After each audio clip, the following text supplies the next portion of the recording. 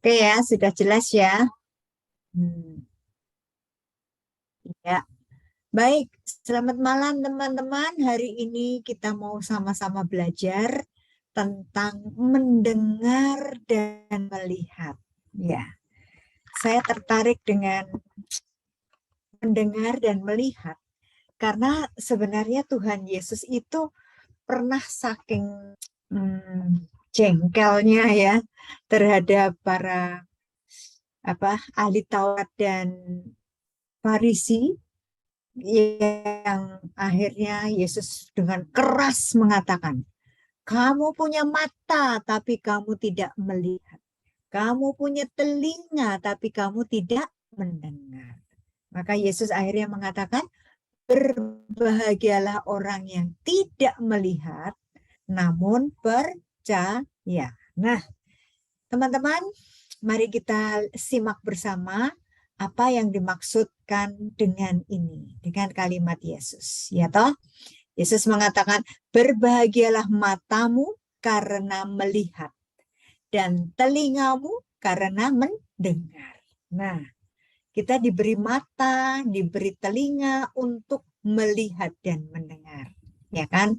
Baik. Nah, sekarang kita mau lihat apa yang tertulis di dalam buku harian Santa Faustina.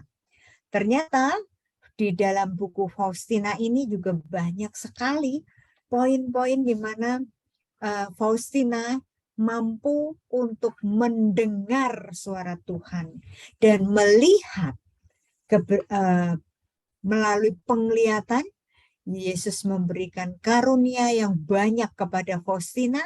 Kadang-kadang bisa melihat Yesus yang tersalib, kadang melihat Yesus yang masih bayi, kadang melihat Bunda Maria, kadang juga melihat roh Allah ya.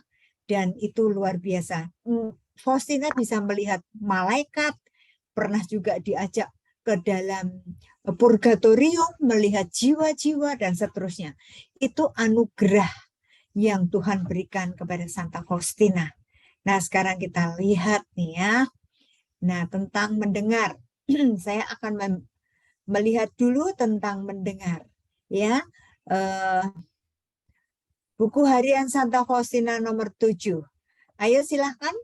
Siapa yang mau membacakan?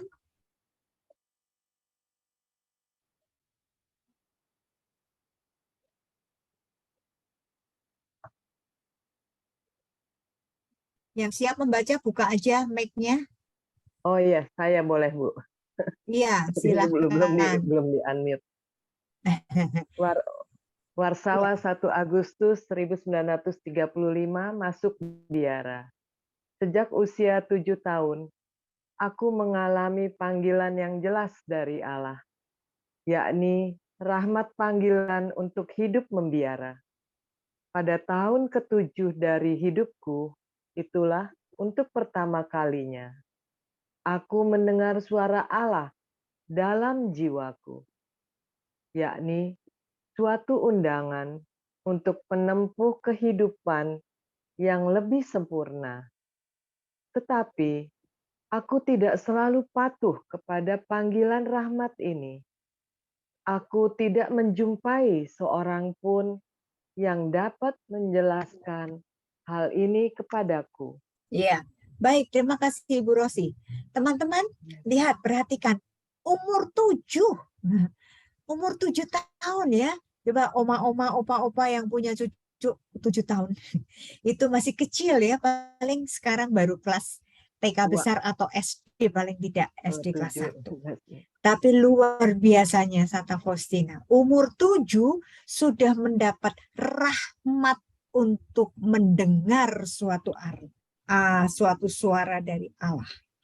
Rahmat panggilan untuk hidup membiara. Ya, memang tidak tertulis secara jelas apakah Yesus mengatakan, Helena, Helena, mari ikut aku. Enggak, ya, enggak jelas seperti itu. Tetapi ditulis di sini, aku mendengar suara Allah dalam jiwaku. Jadi teman-teman, mendengar suara Allah itu beda dengan mendengarkan suara kita-kita. Ya kan? Karena Allah itu adalah dalam wujud roh. Roh Allah. Jadi roh yang berbicara di dalam batin kita. Bayangkan, Faustina baru umur 7 tahun sudah mendapat kepekaan yang istimewa. Ya, dia bisa menangkap apa yang Tuhan katakan melalui jiwanya. Ya, Faustina merasa bahwa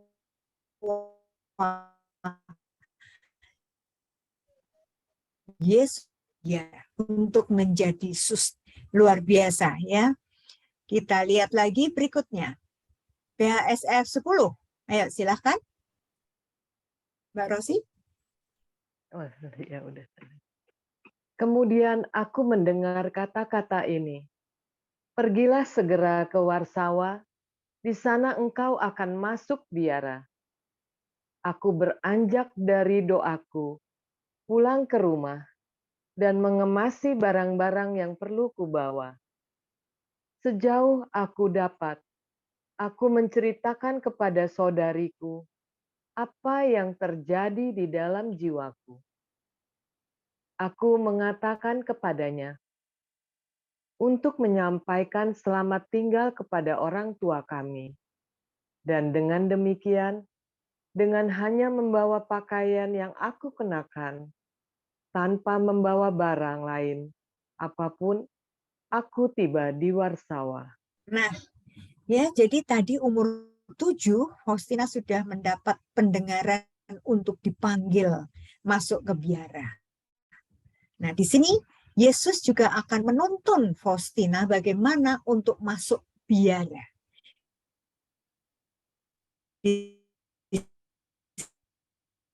Ini dikatakan Landia.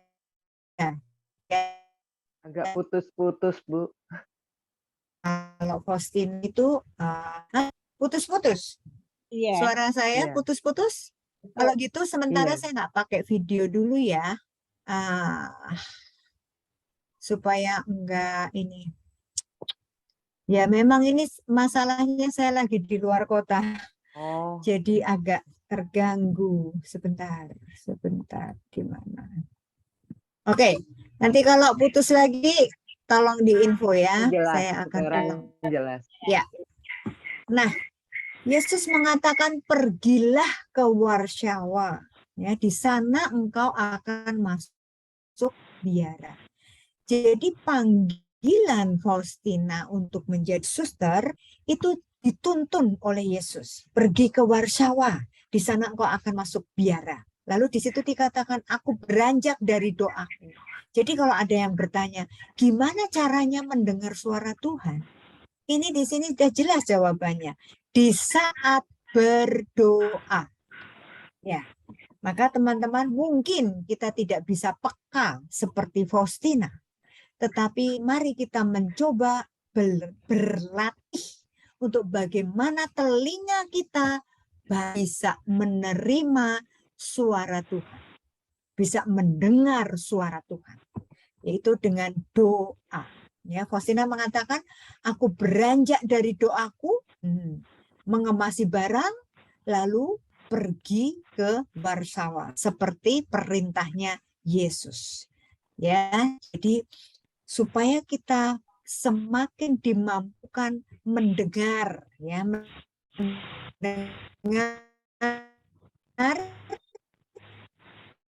dari perbanyaklah waktu berdoa Putus lagi, Fran. ya pada saat kita sih dengan Tuhan. Komunikasi itu dua arah. Jadi berdoa itu juga dua arah, ya kan? Tuhan mendengarkan kita dan kita mendengarkan Tuhan. Ya, baik, lanjut. Pada hari berikutnya, pagi-pagi benar, aku kembali ke kota dan masuk ke gereja pertama yang aku lihat. Di sana aku mulai berdoa untuk mengetahui lebih lanjut kehendak Allah. Misa Kudus dirayakan yang satu sesudah yang lain. Dalam salah satu misa itu, aku mendengar suara. pergilah kepada imam itu dan katakan segala sesuatu kepadanya. Ia akan memberitahukan kepadamu apa yang harus engkau lakukan kemudian. Sesudah misa, aku pergi ke sakristi. Aku menceritakan kepada imam itu segala yang telah terjadi dalam jiwaku. Dan aku minta kepadanya untuk memberikan nasihat biara, biara manakah yang harus kumasuki. Iya, terima kasih. Teman-teman, ini ceritanya bersambung ya kan? Pada waktu Faustina mendengar suara Tuhan untuk masuk ke biara, lalu diberikan petunjuk lagi, pergilah ke Warsawa. Sesudah sampai di Warsawa, dia masuk ke gereja, ya kan? Lihat, selalu dimulai dengan berdoa. Aku mulai berdoa untuk mengetahui lebih lanjut kehendak Allah. Jadi teman-teman, bagaimana kita bisa mendengar suara Tuhan, itu kuncinya adalah berdoa. Ya kan? Semakin kita sering berdoa, kita mengasah pendengaran kita, kepekaan kita untuk mengetahui apa yang menjadi kehendak Tuhan. Nah, lalu di sini, misa kudus dirayakan yang satu sesudah yang lain. Artinya, lama Faustina di dalam gereja itu sampai selesai misa yang pertama dia masih ada di situ, selesai misa yang kedua gitu ya. Nah, pada salah satu misa itu dikatakan aku mendengar suara. Jadi teman-teman, kita bisa mendengar suara Tuhan dalam kondisi kita berdoa atau sedang kita ada ikut misa. Kenapa? Karena dalam situasi atau kondisi misa kudus, itu kita bertemu dengan Yesus secara pribadi. Maka Faustina mengatakan, dalam salah satu misa itu, aku mendengar suara Tuhan. Mengatakan apa? Pergilah kepada imam itu, katakanlah segala sesuatu kepadanya. Ia akan memberitahukan kepadamu apa yang harus engkau lakukan kemudian. Nah, lihat ya. Jadi Yesus itu menuntun Santa Faustina step by step. Dipanggil untuk masuk biara. Lalu dituntut pergilah ke Warsawa. Di sana dia menemukan gereja. Lalu dia berdoa. Lalu perintah berikutnya, pergilah kepada imam itu. Imam yang memimpin misa pada waktu itu. Ternyata Tuhan sudah lebih dulu mempersiapkan step by step apa yang harus dilakukan oleh Faustina. Ya. Nah, kemudian kita lihat berikutnya. Ya. BASF 49. Silahkan. Mungkin ada yang lain mau membacakan? 9. Ayo, bapak-bapaknya mana nih? Saya daerah. Ketika aku Ibu mungkin pakai 2. Iya. Ya, nggak boleh deketan, Lan. Kecilin nih suaranya, Pak.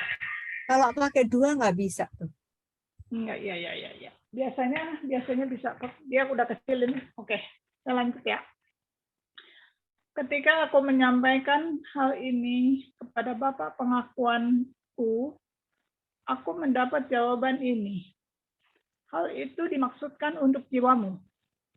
Ia berkata kepadaku, jelasnya, lukislah gambar Allah di dalam jiwamu. Ketika aku keluar dari kamar pengakuan, sekali lagi aku mendengar suara seperti ini.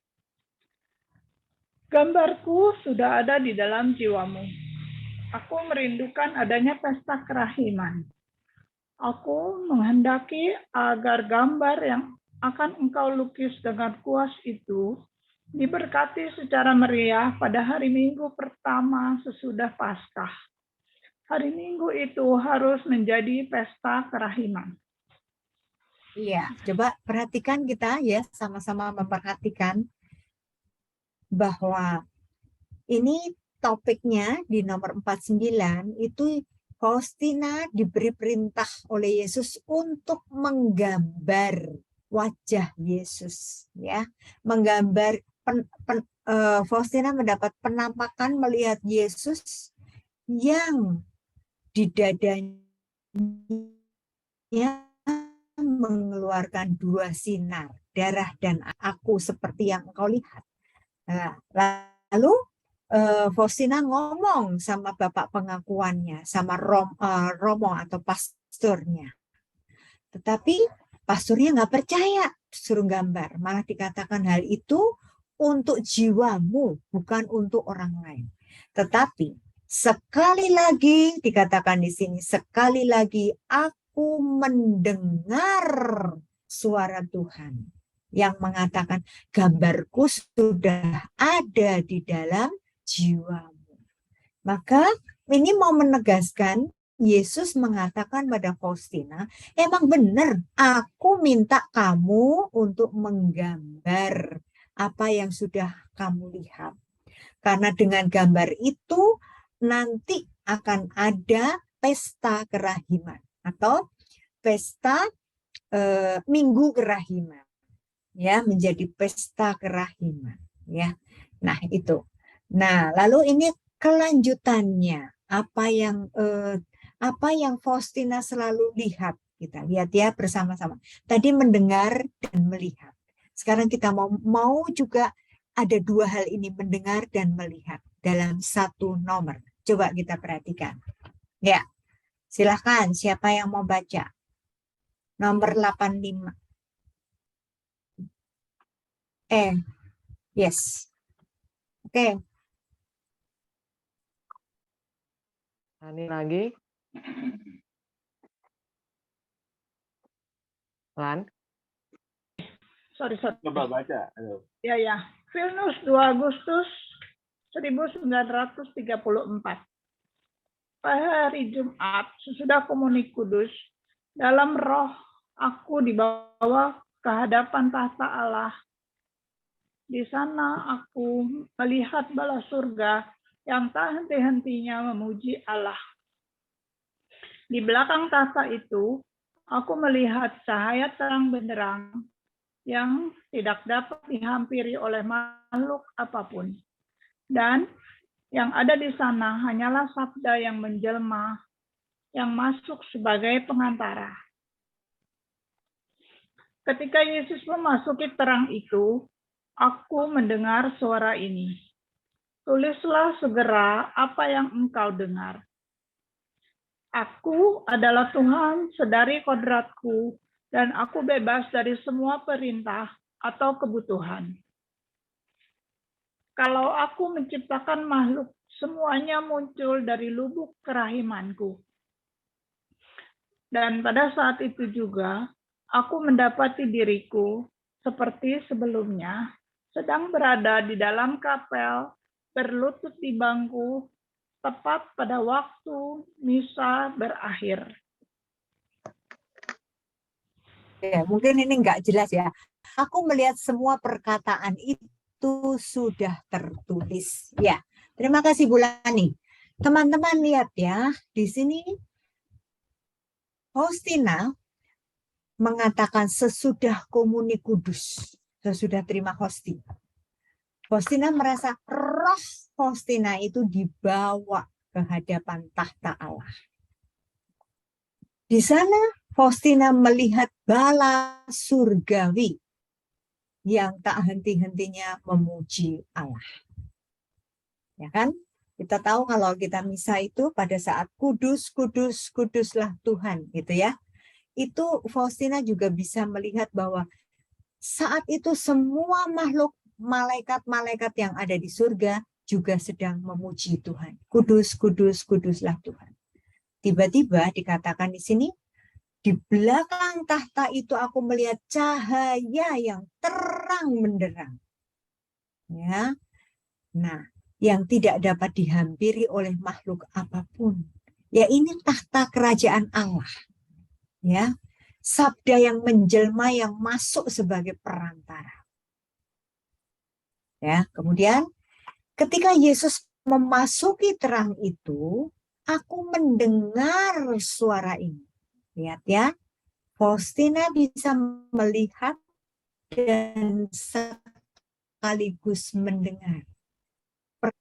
Yesus kepada Faustina, tulislah segera apa yang engkau dengar. Aku adalah Tuhan sedari kodratku. Jadi ini penegasan. Yesus mau menegaskan siapakah dirinya. Maka perintahnya kepada Faustina, tulislah. Katakan bahwa aku adalah Tuhan sejak dulu kala, sedari kodrat. Dan aku bebas dari semua perintah atau kebutuhan. Kalau aku menciptakan makhluk, itu semuanya muncul dari lubuk kerahiman. Nah, ini yang harus ditulis oleh Faustina. Pernyataan bahwa Yesus adalah benar-benar Allah, Tuhan. Kan kita tahu, pada mulanya adalah firman. Firman itu bersama-sama dengan Allah, ya kan? Dan firman itu adalah Allah. Itu di Yohanes 1 bab 1. Kemudian yang di ayat 14-nya dikatakan apa? Sabda itu menjelma menjadi manusia dan tinggal di antara kita. Tinggal di dunia. Ya, maka betul kalau Yesus mengatakan, aku adalah Tuhan sedari kodratku. Emang dia adalah Allah. Dan firman itu adalah Allah. Ya. Ya kan? Kemudian di sini Yesus juga mau mengatakan apa? Pada saat Yesus atau Allah menciptakan semua makhluk itu muncul dari lubuk kerahimanku. Artinya apa? Menciptakannya berdasarkan cinta kasih. Jadi semua makhluk ciptaan Allah itu diciptakan bukan asal-asalan, tetapi dasarnya adalah cinta kasih. Ya, ini penting supaya kita menyadari bahwa kita itu diciptakan berdasarkan cinta Allah. Nah, sekarang kita lihat lagi berikutnya. Ayo, silakan. Pak Thomas atau Pak Yopi, monggo. Dua enggak?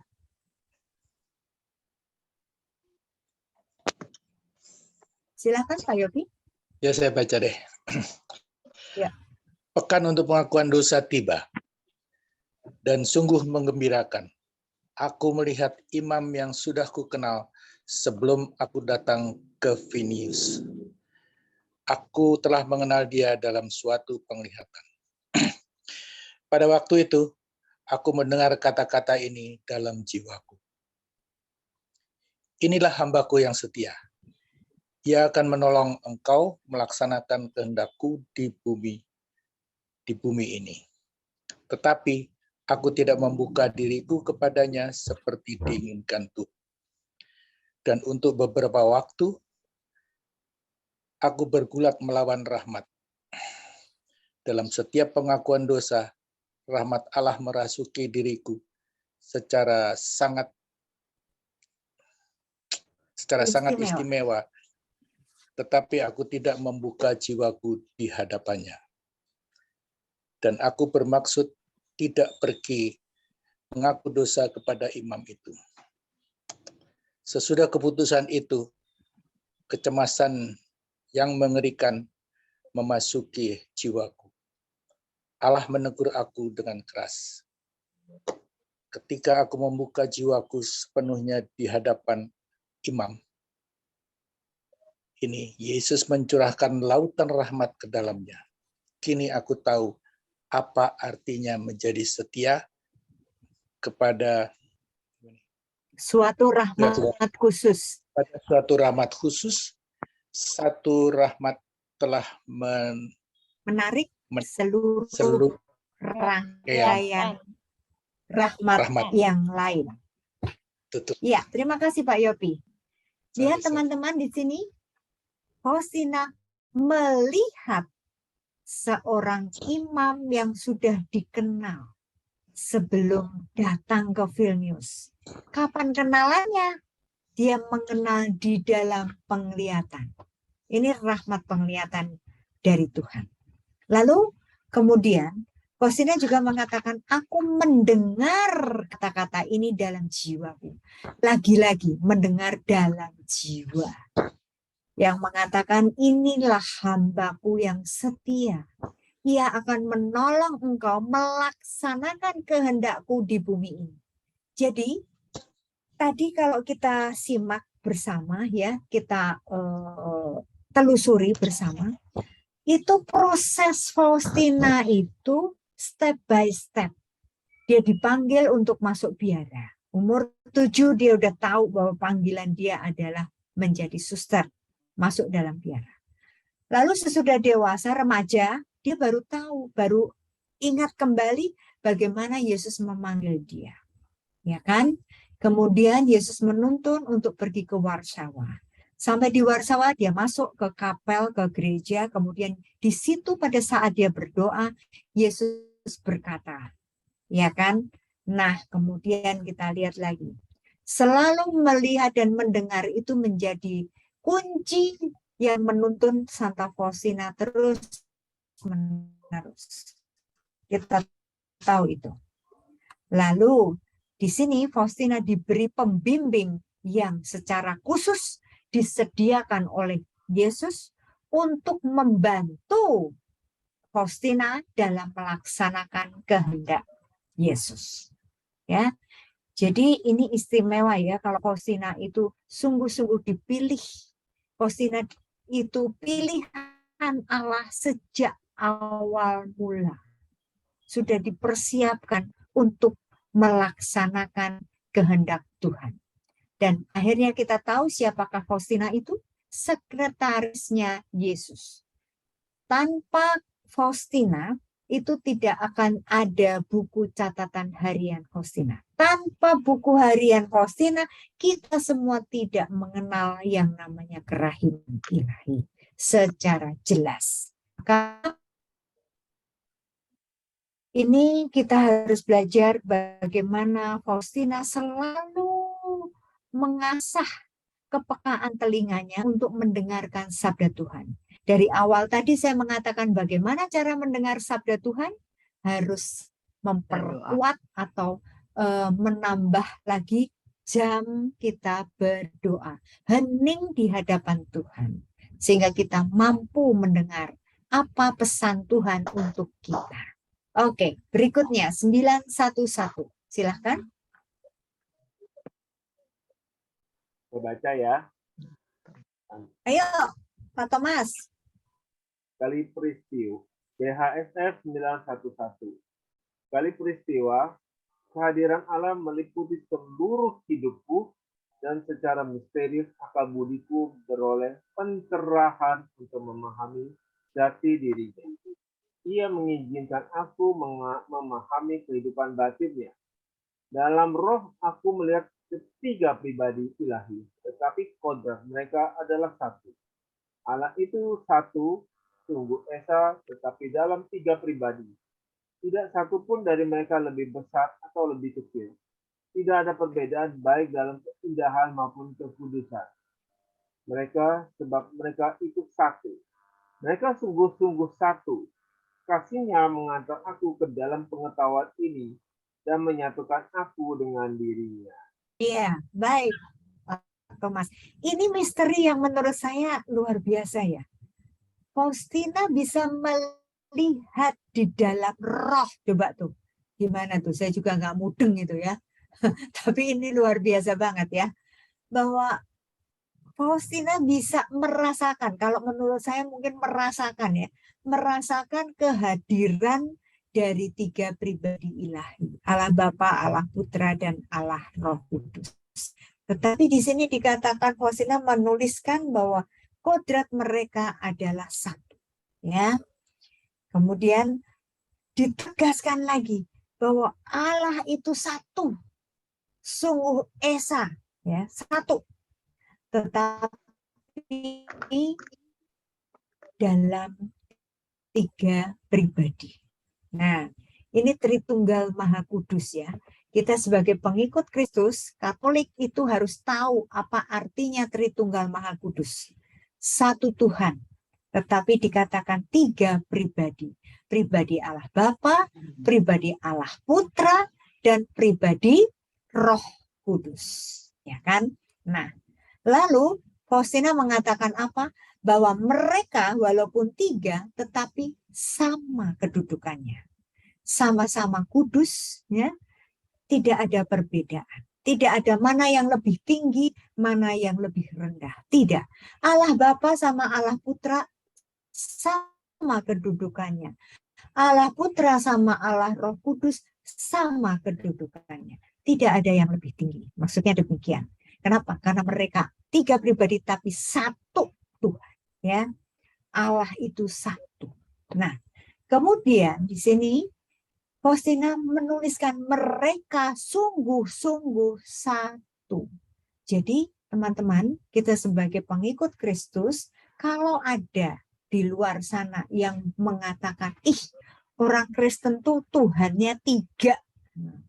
Kita harus bisa menjawab, kita harus bisa menjelaskan. Tuhan kita hanya satu. Gitu, ya. Tapi punya tiga pribadi. Pribadi Allah Bapa, pribadi Allah Putra, dan pribadi Allah Roh Kudus. Lalu di situ Faustina mengatakan, kasihnya menghantar aku ke dalam pengetahuan ini dan menyatukan aku dengan dirinya.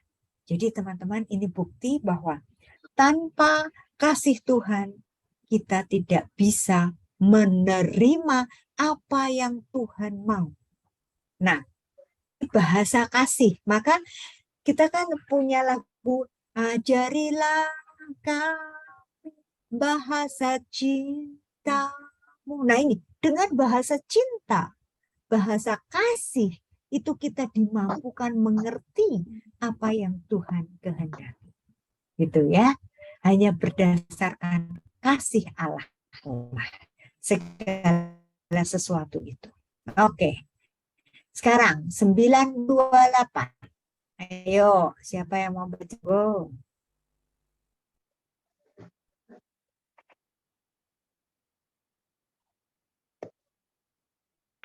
Saya ada. Siapa? Oh, Bu Meike, ayo. Ya. Kemudian tiba-tiba aku melihat Tuhan yang mendekapkan aku dan berkata, putriku, jangan menangis karena aku tidak dapat menahan air matamu. Aku akan memberikan kepadamu segala sesuatu yang engkau minta. Tetapi berhentilah menangis. Dan hatiku dipenuhi dengan sukacita yang besar. Dan rohku seperti biasa membenamkan diri dalam Dia seperti di dalam harta satu-satunya. Hari ini didorong oleh kebaikannya, aku berbicara lebih panjang lebar dengan Yesus. Iya, terima kasih Bu Meike. Lihat teman-teman, lagi-lagi Faustina menuliskan, aku melihat. Nah, ya kan, berarti melihat dengan mata bahwa Yesus mendekapkan aku ke hatinya. Yang menarik Faustina untuk semakin dekat kepada Yesus itu Yesus sendiri, ya. Dan Faustina juga mendengar Yesus berkata, putriku, jangan menangis, karena aku tidak dapat menahan air matamu. Aku akan memberikan kepadamu segala sesuatu yang kau minta, tapi berhentilah menangis. Ini kayak seorang ayah sedang membujuk anaknya yang rengek, yang nangis itu ya. Udah cuk, diam, nak, nanti akan Bapak kasih atau Mama kasih nanti apa aja yang kamu mau gitu kira-kira ya. Ya Bu Meike ya. Nah, dibujuk Faustinanya, diam, nanti saya kasih gitu. Di dalam hatiku, kata Faustina, dipenuhi dengan sukacita yang besar. Kenapa? Karena tadi Yesus mendekatkan hatinya, ya, menyatukan Faustina di dalam hatinya. Jadi itu digambarkan sukacita yang besar. Ya, roh Faustina membenamkan diri di dalam dia seperti dalam hartanya satu-satunya. Jadi ada persatuan, ada kedekatan, bahkan dikatakan di sini bersatu. Ya, hal ini didorong oleh kebaikannya. Aku bercerita lebih panjang lebar dengan Yesus. Nah, ini loh teman-teman. Ini yang harus kita belajar dari Faustina. Bagaimana kita bisa merasakan ada di dalam hati Yesus, dan disitulah keintiman terjadi, sehingga kita bisa cerita segala macam panjang lebar dengan Yesus. Maka Faustina itu paling betah tinggal di kapel. Dia betah kalau disuruh berdoa sampai berjam-jam, ya kan? Karena apa? Karena dia sungguh-sungguh bisa merasakan dekat dan bisa cerita apa aja. Dikatakan di sini berbicara panjang lebar, ya, di situ menunjukkan keakraban Yesus dan Santa Faustina. Luar biasa. Oke, 980.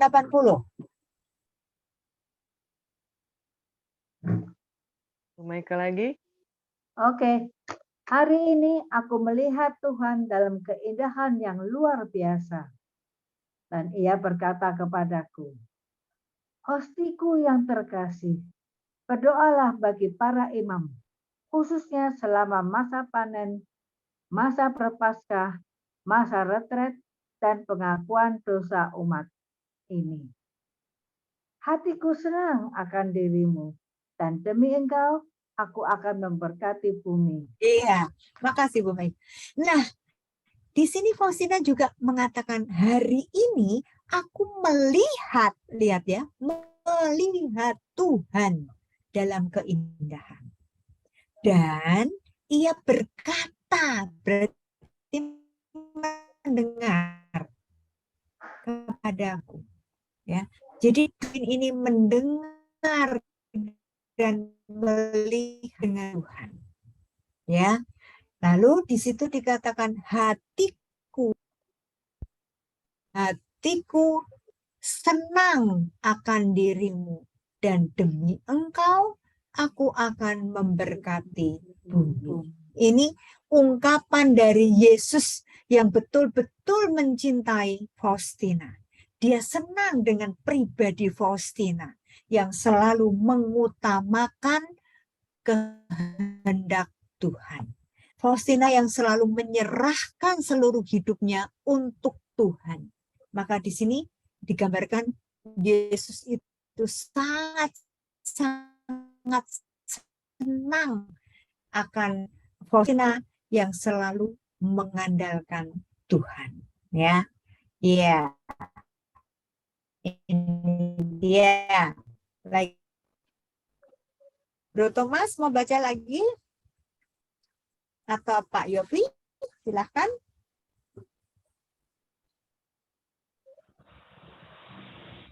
Oke. BASF 1046. Kecil.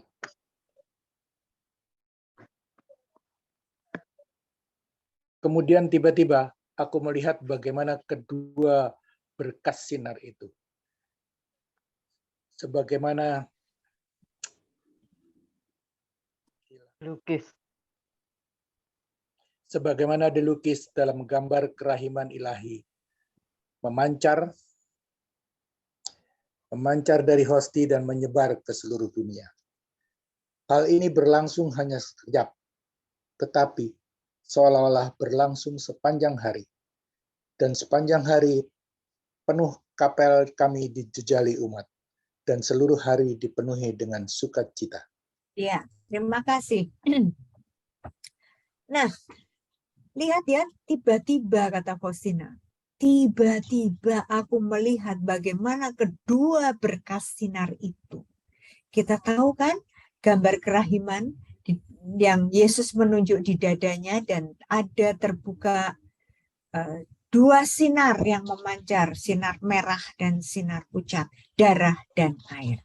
Nah, ini ternyata tiba-tiba, kata Faustina, aku melihat bagaimana kedua berkas sinar itu. Sebagaimana dilukis dalam gambar kerahiman, ya kan? Nah, jadi bisa terjadi tiba-tiba Faustina itu melihat sesuatu. Ya, oke, ini juga 15-12. Ini juga tiba-tiba hari ini di dalam misa dikatakan. Di dalam misa. Pada saat misa, Faustina melihat Tuhan Yesus di tengah penderitaannya. Lalu ia berkata kepadaku, ya, melihat dan mendengar, ya kan? Berkata, Yesus berkata pada Faustina, putriku, seringlah merenungkan penderitaan yang sudah kujalani. Teman-teman, perhatikan di sini. Seringlah merenungkan penderitaan yang sudah kujalani. Maka kalau kita merenungkan jalan salib, itu juga karena Tuhan yang meminta. Ya. Lalu dikatakan, maka tidak satu pun dari apa yang engkau derita akan terasa berat. Jadi di saat kita menderita, apapun penderitaan kita, mari kita satukan dengan penderitaan Kristus. Karena Yesus berkata, apa? Tidak satu pun dari apa yang kamu derita akan terasa berat kalau bersatu dengan penderitaan Kristus. Engkau paling menyenangkan hatiku ketika engkau merenungkan sengsaraku yang pedih. Ya, merenungkan sengsaranya yang pedih. Maka itulah pentingnya jam kerahiman. Karena dalam jam kerahiman kita diajak untuk fokus, untuk tertuju kepada Yesus. Gabungkanlah penderitaanmu yang kecil-kecil dengan sengsaraku yang pedih. Supaya semua penderitaanmu memiliki nilai yang tak terbatas di hadapan keagunganku. Jadi teman-teman, mari kita sadari setiap kali penderitaan atau ada sakit penyakit, ya, entah itu sakit sekali, entah itu cuma sedikit sakitnya, Yesus minta supaya penderitaan kita ini disatukan dengan sengsara Yesus yang pedih. Supaya apa?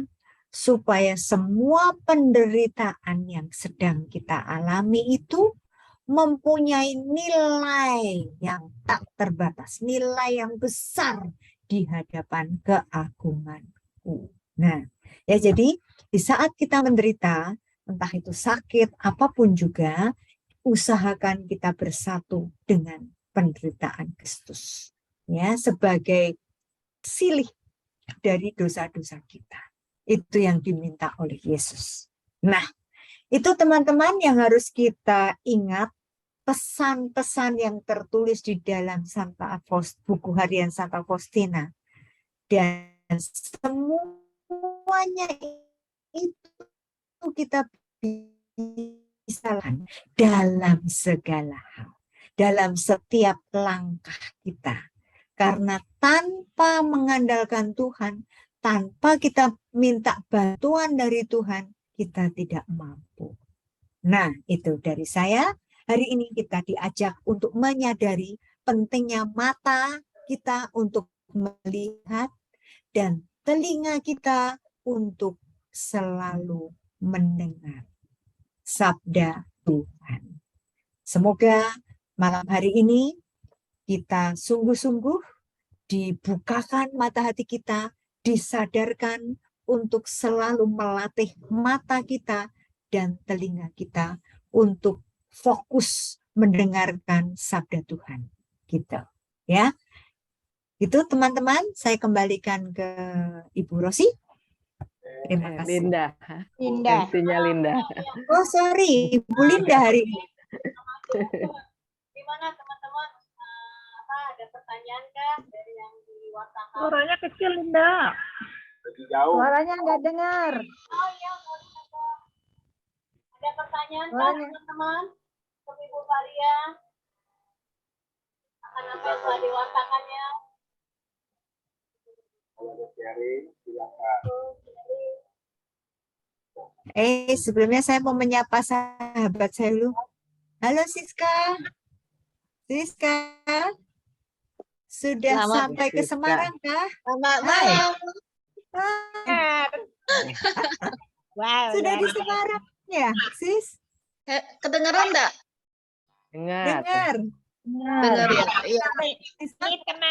Ini teman kami dari Holland. Baru tiba kemarin. Salam kenal semuanya. Salam kenal. Kirain iya. Hai. Dari Holland kemarin baru tiba. Iya, masih capek ini. Tapi wajahnya Masih cerah. jet lag ya. Jet lag. Kapan? Ya, Kapan singgah ke Jakarta ya? belum tahu nanti mau ngatur waktu dulu gimana baiknya. Nanti Oke. aku kabarin. Ya. Oke. Oke. Saya tanya ya. Tidur dikasih ya. Saya tanya. Teman-teman ada yang mau sharing tentang pengalaman melihat dan mendengar? Saya kok yakin pasti teman-teman juga pernah merasakan bagaimana mendengar Tuhan berbicara atau melihat ya. Ayo silahkan. Saya yang mau sharing. Ayo silahkan Bu Miska. Saya pernah ke gereja Cideng. Saya duduk paling depan. Dan waktu pastor khotbah, tahu-tahu pastornya tuh berubah gitu loh. Bajunya tuh lain, tadi lebih terang, lebih ini. Dan bisa kaget, saya mau panggil temanku, ini pastornya kok berubah gitu. Jadi bersinar-sinar begitu loh. Nah, dia kayaknya berapa lama kemudian terus hilang begitu. Tapi saya cuma lihat itu apa ini artinya. Itu yang aku pernah Pastor lihat. mana tuh, Say? Hah? Pastor mana? Atau pastornya hitam. Tapi waktu aku lihat dia pastornya itu bersinar-sinar gitu. Enggak, waktu misa itu dipimpin oleh pastor siapa? Di pastor nggak tahu namanya. Pastornya hitam. Oh, itu udah agak lama ya. Udah agak lama. Pastor tamu mungkin ya. Pastor Tamu. tamu. Dan aku tidak kenal juga. Pastornya hitam, tapi khotbahnya dia bersinar, bercahaya gitu. Ya. Berubah-ubah gitu. Itu ini artinya apa itu? Ya.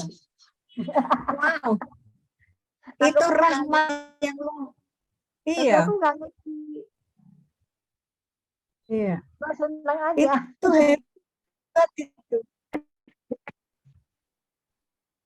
Itu rahmat yang luar biasa loh, bisa melihat perubahan orangnya berubah bersinar-sinar. Kalau saya punya keyakinan bahwa pastor itu kan wakilnya Tuhan, ya kan? Nah, makanya di sini saya yakin sinar terang itu adalah Yesus Tuhan. Kan Yesus mengatakan, akulah terang dunia. Ya. Dan dari perjanjian lama, di mana Abraham, Musa, kalau mau ketemu digambarkan perjumpaan dengan Tuhan, itu selalu sinar, terang benderang. Ya. Jadi satu keyakinan kita bisa melihat terang, apalagi di dalam diri pastor yang berubah menjadi terang, itu berarti menurut saya nih ya Bu Maika, itu berarti Yesus mengatakan, ini aku loh, ini aku yang dibalik jubah seorang pastor. Maka jangan berani-beraninya sama pastor, jangan melawan pastor, terutama di saat pastor memakai baju resmi sebagai pastor. Jangan melawan pastor di saat pastor ada di altar. Karena pada saat pastor itu di altar, itu sungguh-sungguh pastor itu 100% adalah wakil Kristus. Nah, kalau Bu Maika bisa melihat terang benderang perubahan di dalam pastor itu mengatakan bahwa aku yang hadir di sini. Akulah Yesus yang kamu lihat dalam diri pastor ini. Gitu. Ya, ada juga di dalam catatan harian Faustina. Apa Bu Maika? Thank you. Terima kasih. Iya. Iya, sama-sama. Penjelasan. Teman-teman ini mau menegaskan kepada kita bahwa Yesus itu adalah mempelai Kristus.